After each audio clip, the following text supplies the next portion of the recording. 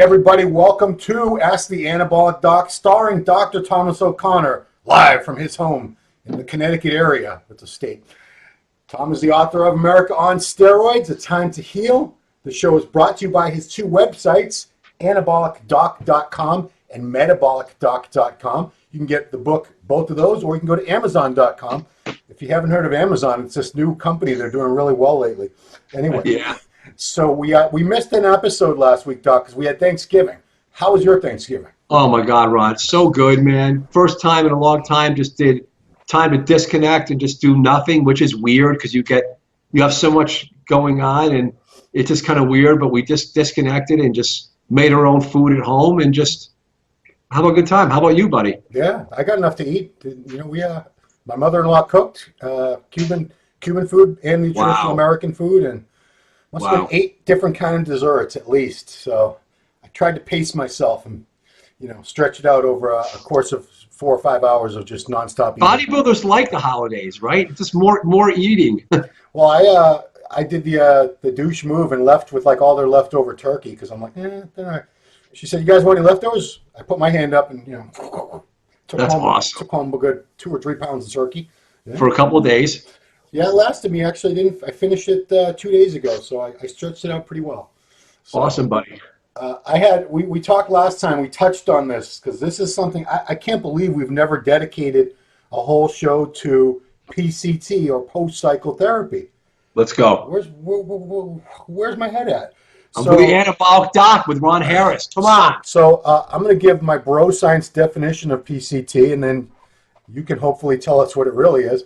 So as far as I've always considered, PCT is, this is something that guys who are just on TRT, who are always on a stable dose, a therapeutic dose of testosterone, don't have to be concerned with at all. But everyone who does the traditional blasting and cruising, where they cycle larger amounts of steroids and then either come off completely for a couple months or go on a very low maintenance dose, theoretically. I know some people don't do that. They just keep going and going and going.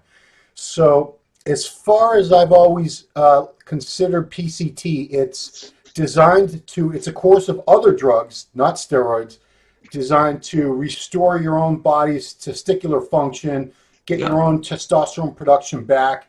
And I think the real goal also is to sort of avoid the crash that comes from when your T levels plummet and your estrogen levels rise and all that. Absolutely. So I'm titling this, I had a special rotator made because I always consider it kind of a waste of time. And that's what I want to get into with you, because I don't know for sure if this is just my own silly rationale or not, but I always figured that either your own levels are going to come back or they're not. And if they're going to come back on their own, say you're a younger guy and you're not blasting grams and grams of gear, what's the point? Why would anyone in a situation like that really do it? Is it just to try to avoid the harsher symptoms of coming off completely, of going cold turkey? So, Ron, this is probably the best. I mean, if you think the Anabolic Doc, Ron Harris Muscular Development Show, this is probably should have been our first show. Yeah, that's why I'm kicking myself. But here we are. I mean, because this is like an hybridization of like the bro science and like real medicine. Right. So what you said is exactly right. So first of all, it's the context of who's doing it.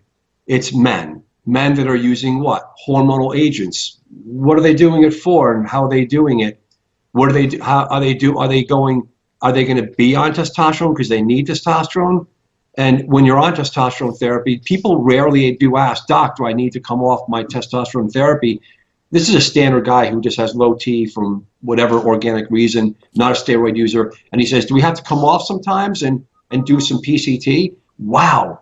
And I typically, because as I'm so busy now, I try not to be the irritated, angry white man, angry white doctor, just and you're like, no, how would you even stupid? That's stupid. Stupid. Is that, you're on testosterone? Why would you ever? I try to be more, more my base, more my soulless, and try to be more customer service oriented. And I love all the guys mainly anyway, but no, sir. So it's not a guy who's on testosterone, because when you're on testosterone, and one of my side effects I talk about is, sir, if you go on testosterone, you're going to be on forever. I had 2 new patients today. Obviously, I'm so humbled and I'm so busy. 2 new patients that I spent 2 hours with each. Yeah, 4 hours out of my day. The rest of my day was taking care of my other existing patients. Yeah. So, you know, I explained to them the cardiac side effects, the hair, the bloating, the gynecomastia. And one guy's a steroid user, one guy is not. He's a 40-something-year-old guy with organically low testosterone. We can't sleep-wake cycles or just massive stress and pre-diabetes, organic, just metabolic. Yeah. He really has low T. He's been checked multiple times. His free testosterone is L. It says L. So he's 39 actually. The other guy's in his 40s. So why? I try to find out, why do you have low T? Why do you have low T? Most of my guys have low T because they have anabolic steroid-induced low T. So let's look at that. And post-cycle, so they wouldn't have, the theory is they wouldn't have anabolic steroid-induced low testosterone if post-cycle therapy worked. So steroid users, they're using oral anabolic steroids, testosterone, intermuscular esters. They're using different trends, and they're doing steroids for, in the old-fashioned day, 6 weeks, 12 weeks, and they come off. You're right, though. If they come off, there's going to be a lowering of the levels of exogenous testosterone in the body. Yeah. The brain is, this point by being on is going to be sleeping. There's a dormancy of the pituitary hypothalamus. There's a dormancy. It's the gonadotropin releasing hormone and the LH and FSH, which are gonadotropins in the pituitary, are gone, and then your testicles will atrophy, right? Sure. So, but you're supplanting it with exogenous androgens. I mean, let's just think it through. So you're putting testosterone in your body. The brain's very sensitive to it. It's circulating throughout in your bloodstream, so it's going all throughout your body. Your brain, your pituitary gland goes to sleep. Your hypothalamus goes to sleep, but you feel the effects in your brain because the testosterone you're giving into your body is supplanting that and hitting your central nervous system, right? Yep. And guys feel, and not to mention, obviously, you're getting skeletal muscle hypertrophy, yep, and you're training hard, and then the brain, they're hyposexual or they're roid ragey, and that's other topics and those are other talks and hour talks we've had. So it's in the brain, it's affecting it. When they come off, it will wean away from the system. It will, based on the half-life and the drugs and the man, it will lower and lower and lower. At a certain point, the brain realizes, wow, it's low. And I've seen every permutation and combination of this. The pituitary, the hypothalamus, which is the main brain, the pituitary gland is more of a delivery brain. The lower cerebral hemisphere, underneath in the animal limbic area, it feels the testosterone goes away, and it gets to a critical point where the brain has to wake up, and the man feels the effects. And then there is going to be a certain it doesn't just transition where it gets to the point and then your body kicks in and it goes right, and like I didn't feel anything. That'd be awesome. Men tell me that. Yeah. In the beginning, young men who do steroids, this is all my stuff, right? Yeah. Young men after the first cycle, cross this line, cross that. That's when I say cross this line, cross this line, cross that line. Men in the beginning, they come off, they do cycle. This is the whole pervasive, and the whole how it's so slippery slopey, and why it's so sexy, it's so enticing. They do steroids from the beginning, they feel great on them, then they come off and they go, I felt okay. Everything came back. Everything comes back, they feel good, and then they do another cycle. And at a certain point, it doesn't come back.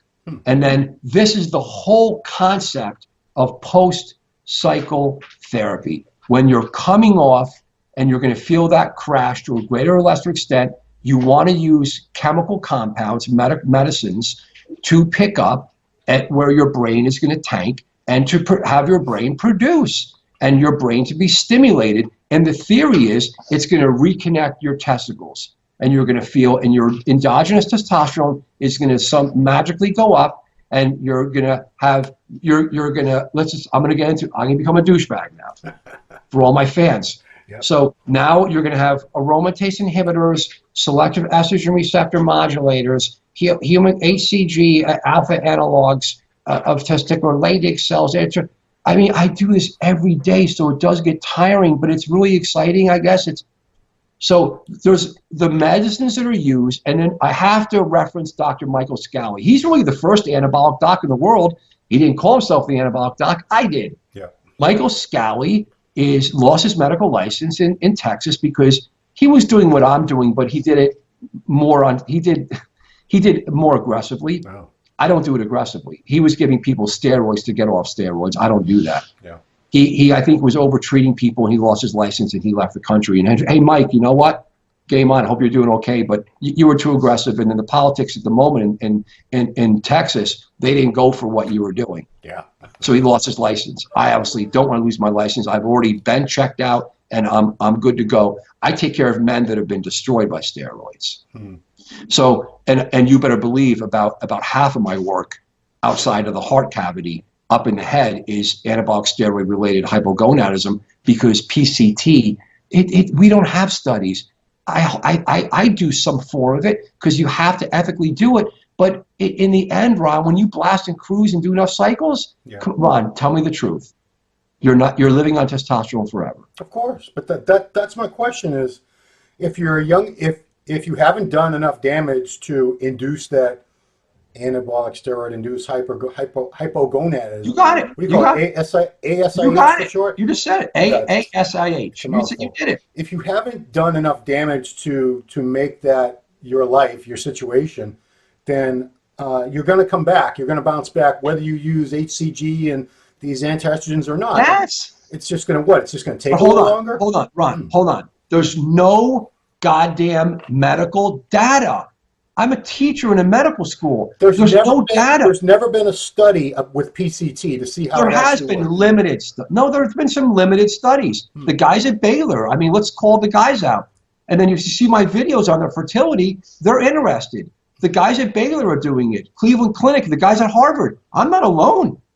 Yeah. I'm just the first to call myself the anabolic doc. So the studies are limited in scope. And they do show that you can maintain fertility when you're on androgen so that was a study. And there's some other studies that if you look at Bill Llewellyn's book called Anabolics, he talks about it. They're limited. They're not randomized, double-blinded, placebo moving forward. This is what we need to do. I'm getting a lot of attention, by the way, Ron. You know what's going on. I'm in the big stupid film there, Generation Iron. I mean, I'm not saying it's stupid, but it's a great, part 3. I'm sorry, Vlad. It's not stupid. It's stupid that the medical community. I did a consult yesterday in remotely from a man who tried killing himself. He didn't try killing himself, thank God, because he was probably watching this. He had thoughts of killing himself. He had some bad things happening. He came off steroids. He just came off, and he had suicide ideation. Wow. We have to stop this, Ron. I'm on a roll, obviously, literally. And we have to bring attention. It's stupid because the medical community is not paying enough attention to me. Oh, the doctor in the hospital, the board certified Ivy League psychiatrist, he was very humble. He was very nice to work with. And when I told him what to do, he's doing it, and he's working with me. Because look, guys, there's no specialty in this. It's not anti-aging. Do I have to go into anti-aging medicine? Anti-aging medicine is pathetic. If you don't want to anti-age, don't have a heart attack. This is real. This is real medicine. And post-psychotherapy, Ron, we need to address. We have millions and millions of men, young men, that are on steroids. They're on SARM steroids. They're on every analog stimulatory. Come on, HCG. They're on you name it, peptides. And Ron, I'm overloaded. They want to have support. They want to talk to a doctor about what they're doing, and they want to be able to come. Now, when guys come into me young and they've been on a limited number of cycles, if he did one injection last week, I don't give PCT. But if a guy comes in on his 3rd cycle and he's at the end of it, the literature out there now tells me that I need to offer him the ancillary medicine HCG, and I'm very careful with the other SERMs. Clomid, using those in tamoxifen and aromatase inhibitors. It's really HCG, and because it's going to allow the man to really produce his own endogenous testosterone and to wean off and then to ease him back and see what he's got left. if his testicles are going to pick up or not. And Ron, I am amazed. After 10 years, every man is different. I mean, if a guy does one cycle, is he shut down forever? That's pathetic, Ron. Come on. I'm not saying, I would never say that. But I have guys that have done 2 or 3 cycles of PHs, and their testosterone is 300. They're like, Doc, what the fuck did I do?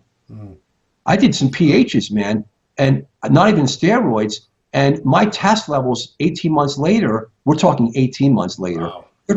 Perpetually not over 300. And more importantly than a piece of paper, Ron, it's not a piece of paper we're treating. It's a real man. His libido is down. They're anxious. A lot of these men do have superimposed mood disorders, though, Ron. Yeah.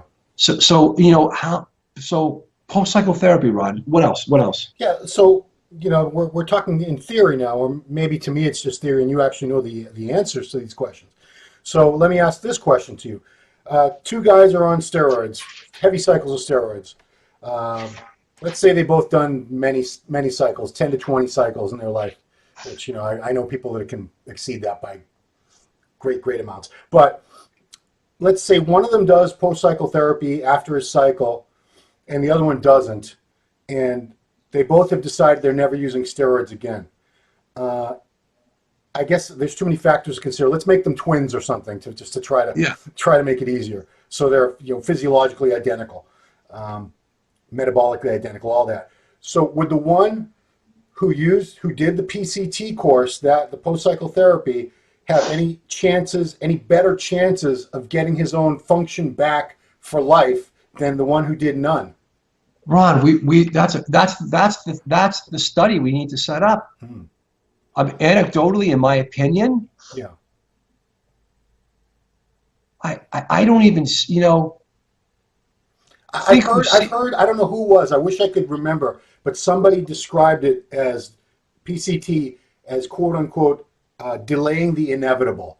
So yeah. if you're going to have the ASIH, you're just going to hold it, you're just going to stave it off for maybe a couple months, and then it's going to come crashing. So I call it the training wheel. Sooner or later, you got to take the train. I mean, tamoxifen, aromatase inhibitors, HCG. You know, the HCG mainly, right? I mean, in the end, you're just delay. I call them training wheels, but you need to use PCT is absolutely ethically needed to offer in the methodology and a management methodology and alternative for a patient, a man, because you guarantee that it's going to reduce suffering. So you can't even you'll never get an ethics board to get, well, they may not agree that coming off steroids is suffering, but if they really truly understand there is suffering, they literally won't allow the study to go on. Wow. So they can't. They can't. That's another big piece why, and I've come up against that in preliminary talks with some academic boards in America, and they just have no idea. They're so far out with this. They're so far. They're coming in though. Again, the psychiatrist I worked with yesterday in New York, he's humble because the man, although he's getting some antidepressants, he's also getting HCG, and then we transition it to androgen, real esters of testosterone, because the idea at this point of his management is to let his brain feel better because he feels horrible. Okay. And of course, they're checking his testosterone levels, and they actually did not. They were pending because they did it when they called me, and they were not even back yet. And I said, the numbers on paper, he's been on steroids for 4 years, up to 750 milligrams a week of test with Tren. Yeah. How his numbers are going to look after a month or so off. I mean, but it's not even a number. How do you feel, sir? He obviously felt bad enough where he was really reaching out because he wanted to kill himself. Wow. And I've seen this. I've actually, Ron, I've been unfortunately part of suicides. Yeah. This is my job. So I'm begging men and doctors and families, don't take it lightly. If you have now these men that I see this, where they're significant, they're the ones that either kill themselves or they talk about killing themselves or they make a plan. These guys all have underlying mood disorders. So you know what that means, Ron? These guys, unlike me and you, they come to the party with a history of having depression already. Yeah. And then when you wean off of testosterone, you feel like shit. Well, you feel like shit when you feel like shit because then you're depressed, and that's not a good combination. Just compounded the emotional situation or the brain chemistry. And doctors are not taking it seriously, and they better now. They better now because maybe they'll lose their license and get sued. Wow. All right, let me throw another hypothetical out to you. So let's say somebody is determined that they're a steroid user. They're always going to be a steroid user. They're going to blast and cruise. So they're going to have periods where they're using, say, a gram total a week, alternated with periods where they cruise on 200 to 300 milligrams of SIP a week.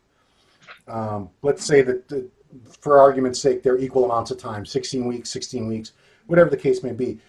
Would it be any benefit to that person to bother with PCT, or are they covering that because they're always on test anyway? Would there be any point for that person to utilize PCT? I mean, only for fertility. Okay, that's it. I mean, but there's, again, Ron, there's no study. So let me talk anecdotally. There's no study. So I try to use everything I do as evidence-based, scholarly studies. So we don't have any. So in the absence of that, so when men do that, you give a man, and if you're an alcoholic and you quit drinking for 10 years and you have one bad day, you don't give up. You go the next day, you go back. If you quit smoking and you smoke a cigarette, you don't throw the towel in. So if you're on steroids and you're blasting and cruising and then you come off finally and you're doing PCT because, theoretically, it's certainly smart to do it, either with or without a doctor. You should try to find a doctor to do it, but Jesus Christ, there's not enough to go around anyway. So if you do it because you're like, look, maybe this is my time where I don't want to have a heart attack or a kidney disease or fertility, or my brain really isn't good when I'm on all that test and steroids. And I think I'm at a point now where I'm ready to kind of just come home and see how I feel. So that's when but then if a guy, so that's that guy, right? Yeah. So he's really not blasting and cruising. He's blasting and cruising because he loves it. Let's talk real here. He loves training. He loves to blast. He doesn't mind cruising. That's what I see. And then he's going to suffer with a physical ailment potentially anyway, because people have diseases anyway. So he doesn't. He's red blood cells and all our usual stuff we talk from the chin down, right? All the heart stuff and kidney. So, but this guy, you say blasting and cruising. There's no data to support that his balls. Oh, when a guy's blasting and cruising, Ron, let's be honest. Yeah. Your balls are the size of peas. Yeah, they ain't coming back. Thank you. I wish doctors are watching this because this is like mind-boggling when we could talk this way to each other. So the balls are completely shut down, and we all know that it doesn't take much after a couple of years for the balls to completely shrivel to nothing. Now, if they, and I know every guy has different variabilities, and a lot of men have, no, my balls are, it's so funny. Men are so, it's just amazing after experiencing thousands of men. They'll say, my balls are not bad, doc. No, me, it's been fine. And I go, okay. So then it comes down for me to do my physical exam. Yeah. His balls are shriveled. Oh. Wow. I mean, so it's just like he just doesn't want to admit that. Oh, but when you're young and you do steroids on and off and you do PCT, it does maintain. So it does maintain the balls. And I was kind of thinking for your question before, when you're young, it does put off the inevitable, but it's something that's right. They still should do it. It should be medically supervised because it's, at least in theory, restoring your endogenous and your natural production in your brain. It's keeping it, all oiled, if you will, right? Yeah. Well, this is why I think younger people do it, and this is just anecdotally based on people I've talked to over the years and all the guys I've known. They would do PCT after a cycle, not because so much they were concerned that they were going to lose their testicular function forever or their levels were going to stay down forever. It's because they wanted to try to keep more of the gains from their cycle. Wow.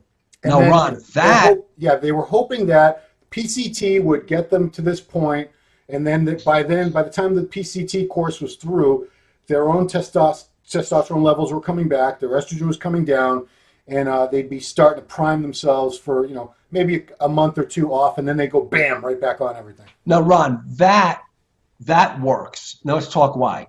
So that's not for the concept of coming clean to I'm going to what I've done to myself did not exist, and everything's going to come back. So that's what I think of PCT, what it's for. Now, done, dusted, the studies are going to prove that PCT probably is, in the beginning, probably does work, so it buys you more time. But if you're going to keep cycling anyway, it will obviously it will slow down the inevitable. Now, the guy, let's talk about Rich Piano. Everyone knows Rich? Yeah.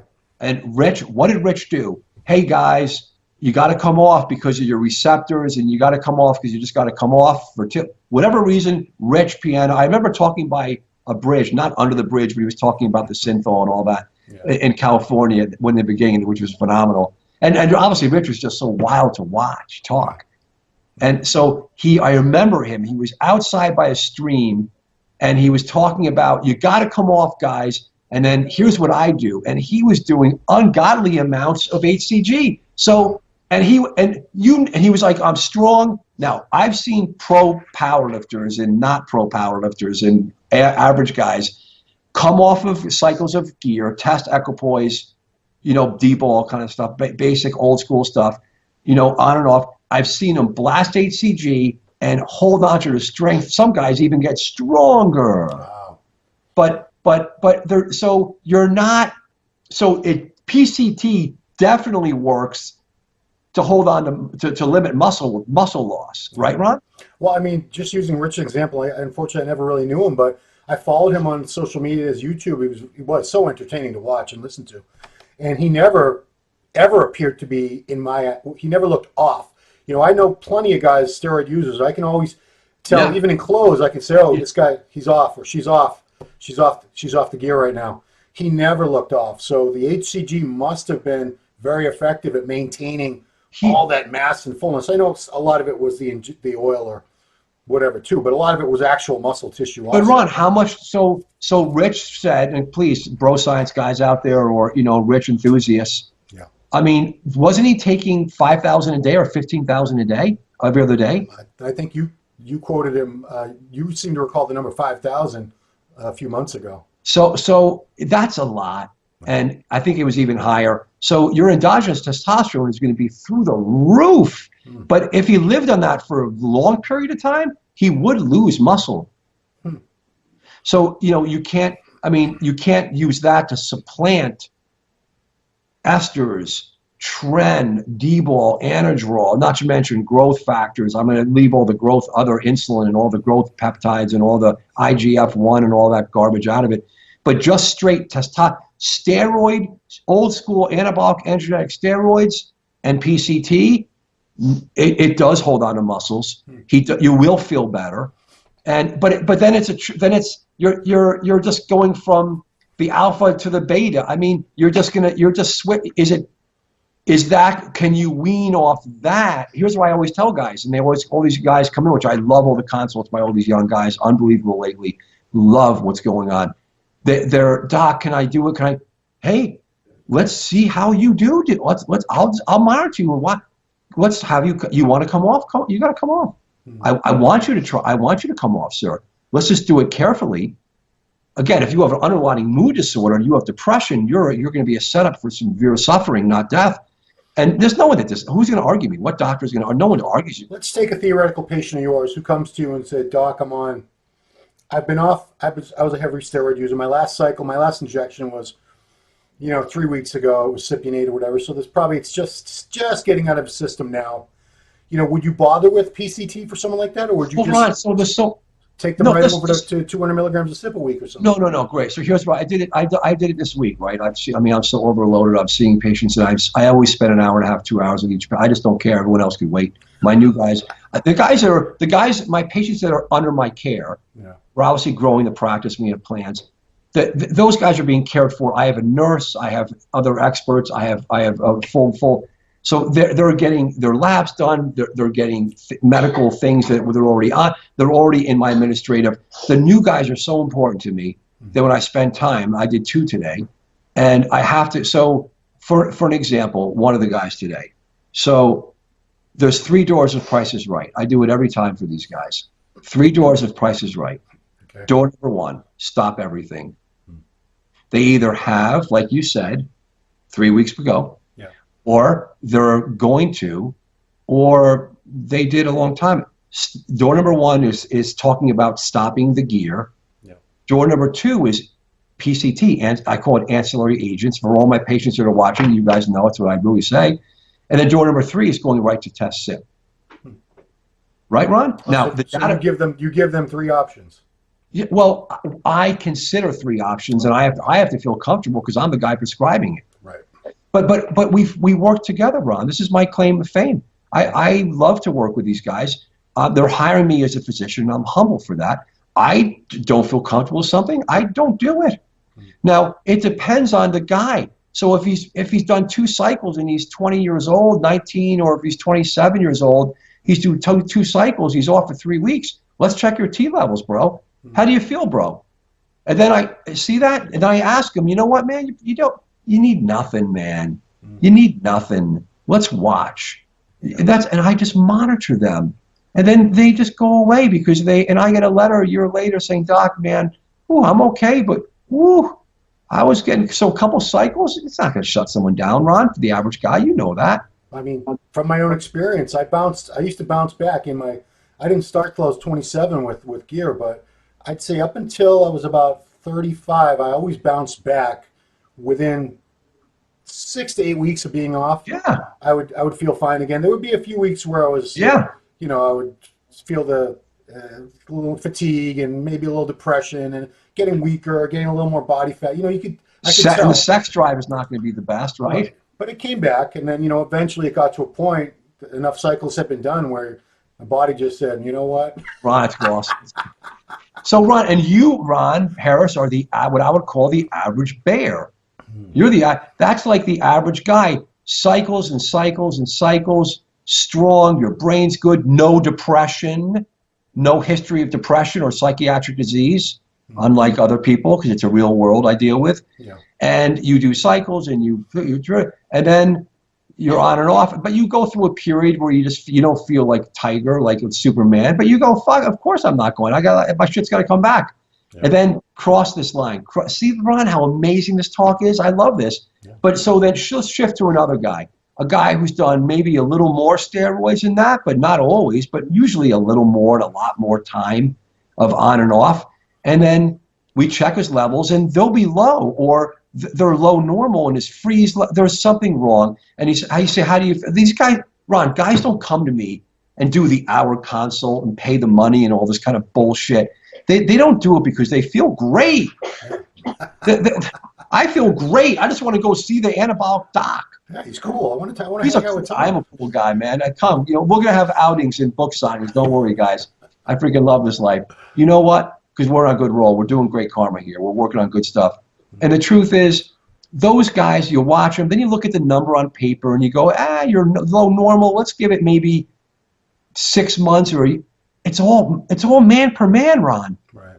It's man per man. This is what I satisfy these men with. I have a license to prescribe. I'm very careful with my license. I will never take a risk. There's no need to. Right. I document everything, and then we move appropriately.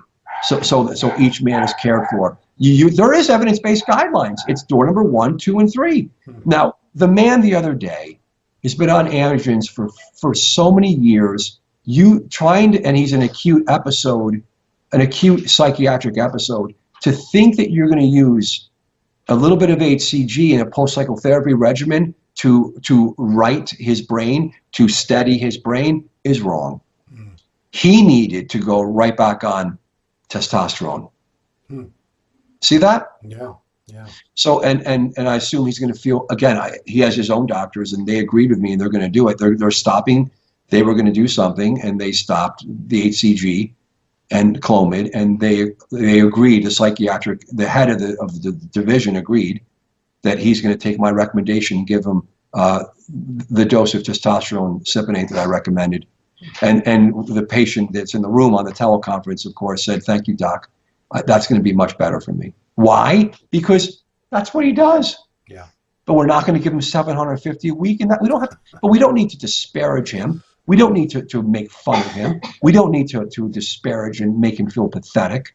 We need to say, look, we want to make it sustainable. We want to, it's like heroin. We're not going to, heroin users get methadone. Yeah, they do. It's the exact same analogy in the brain, people. We have studies on this now. Okay, so I guess I'll try to bring out at home is who would best be served by PCT and who shouldn't bother with PCT? You're such a good host, Ron. Thank God I have you. Because if you didn't have me, it would be a shit show. We'd be all over the place. I'm just all over. That's me, ADD. I know I have the IV Ritalin coming up after this. I better get on it. Okay. So what patient is that's young? Okay. Yeah, young. Yeah, young, hasn't done much. Definitely wants to try to right the brain. I can't agree with the muscle mass, maintaining, because you can use it for that, guys, but that's just going to beget you to do another cycle. And then, like Ron said, sooner or later, you're just going to be blasting and cruising. And I just don't want you to get hurt. So just stay on TRT forever at a certain point. Right, Ron? Yeah. So who's going to do the best? Who's going to do the best? A young guy, a young man that wants to really, despite the evidence that there isn't any, we have enough anecdotal evidence that it can help and reduce suffering. A young man who's fully coming off steroids, not coming off and not using PCT on top of test. It does a shit show. Mm-hmm. Your aromatization, your estrogen is going to be out of control. And I'm so tired of estrogen, everyone. Men carry more about estrogen than they do their heart. I'm Ron, I'm not kidding.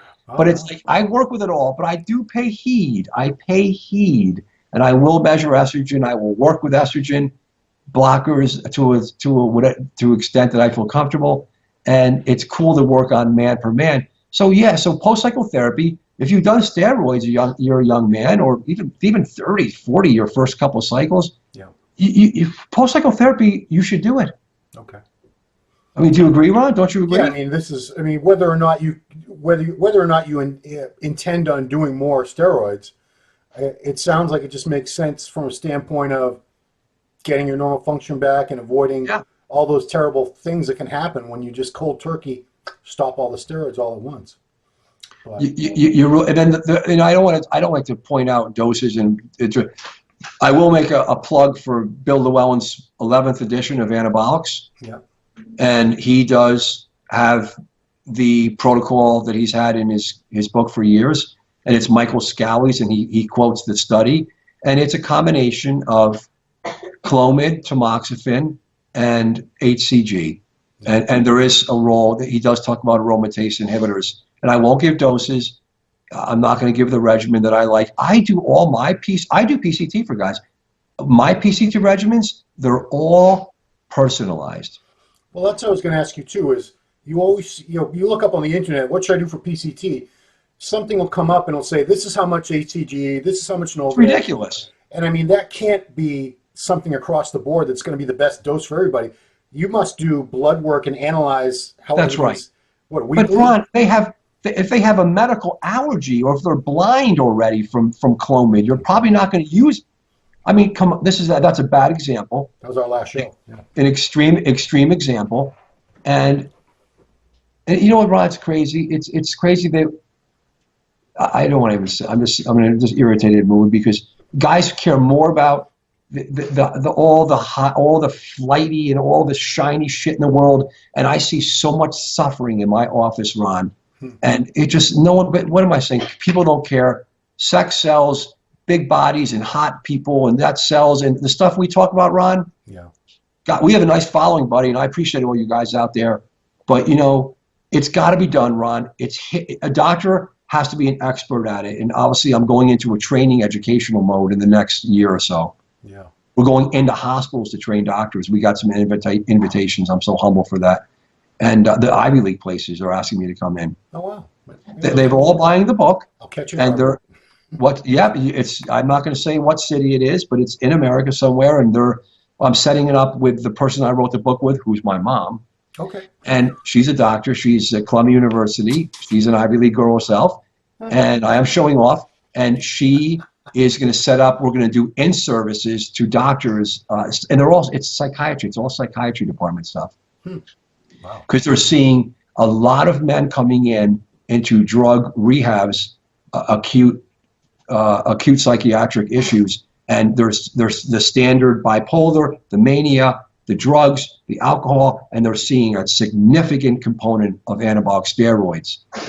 Wow. So we're going after that, and that's going to be good. So, but it's got to be man per man. Histories, Ron, history, physical, labs. You put it together with a man. You have to know how to use it. Then you need to be a man compliant, which means you can't piss him off or lose him out there because you pissed him off. Mm. So, question, because a lot of guys watching this, they're going to want to now do PCT through their doctors, I would think. Some of the more responsible ones out there. Awesome. Is that something most doctors would feel comfortable with, or no, would they not? No, they would not. No. Okay. But more are, and you should have the doctor watch my video. I did videos on PCT. I have the videos are there where I do talk about the doses. Okay. I hope YouTube doesn't take me down. I don't know. I can't control that. Some of the stuff I see on YouTube, I can't believe they would take any of your videos down. Haters gonna hate. Yeah, but I mean, you can I think they leave videos up on how to make bombs and stuff. They do. Well, the Boston Lloyd video is still up. Someone told, a few months ago anyway. I don't have a hobby of watching Boston Lloyd. God bless you, Boston. Hey, Boston, you want to contact me? I'll still do a show with you. Come on, give me a chance. What do you call you, a quack? I'm a quack. No, I don't think he knows the word quack. You'd have to be like our age to know that word. I can't remember the word. But one of his fans. Okay. But it's just fun stuff, Ron. PCT should be used because we got it's basic medicines. They're dirt cheap. Yeah. I just don't know how, like I said, how comfortable a regular physician would be because they're not trained to deal with this type of thing. I don't know if they'd be confident. Maybe I assume if they could watch your video and they could listen to it and comprehend everything that's involved, it's not that complicated. If you're telling them check these levels and this range, and I'm sure you outline everything. Yeah, and that's why we're going out to do in-services for doctors and the inpatient first and then the outpatient. Cool. Urologists will do it, Ron, and endocrinologists will do it. Yeah, that's what I see. I think if you look up on the internet men's health in your city, you should be able to find qualified people that deal with this type of medicine now. Like in my area, Morgenthau has had his booming practice for, 15, 20 years now. But I imagine every major city must have something similar. They're coming out, Ron. They're coming out, man. We're getting there. Okay. All right, Doctor. Well, thank you so much. This has been, like I said, we should have done this on the first episode, but here we are, and we got it done. So thank you so much for sharing that, getting some medical expertise to add on to our bro science anecdotal evidence that we've been living on all these years. So cool. Good to know. We'll be back to questions soon. Let's get some more medical, back to the heart questions soon. Yeah, I got questions, but I held them all off because this was important. Let's do it. We'll talk about the transgender stuff next time too. Ron, come on, Ron. This is great stuff, Ron. Yeah, that's next time, guys. Yeah, that was a woman. That person was born a woman. There's actually, we'll show pictures that's not even the most jacked one. There's some women out there who have transitioned into men with physiques that are much better than a lot of male bodybuilders. Come on. Yes. Clearly, it's called TransFitCon. Right. Yeah. That's their contest. Yeah. We're not disparaging. We're not making fun of it. No, not at all. I don't want anyone to get the wrong idea. Nope. So it's a wonderful new world we live in. Okay. So again, I want to remind you guys to pick up your copy of America on Steroids: A Time to Heal. You can get that on metabolicdoc.com or Amazon.com. It's how many shopping days till Christmas? About 23, 24. So this will make a great stocking stuffer for any man in your life who has used steroids, is thinking about using steroids, or is just very interested in the topic. It's a fascinating read. I read it in 3 days of going to the bathroom, which I go to the bathroom 10 times a day. That's where I get all my reading done. So, I do appreciate it, Ron. It's a true fact. So thank you, Dr. O'Connor, for everything you do. Again, as always, this show is it's something special, and I appreciate you doing it for us. Thank you, guys. Thank you, Ron. All right, everybody, thanks for watching Ask the Anabolic Doc. Join us next time, and thanks for watching.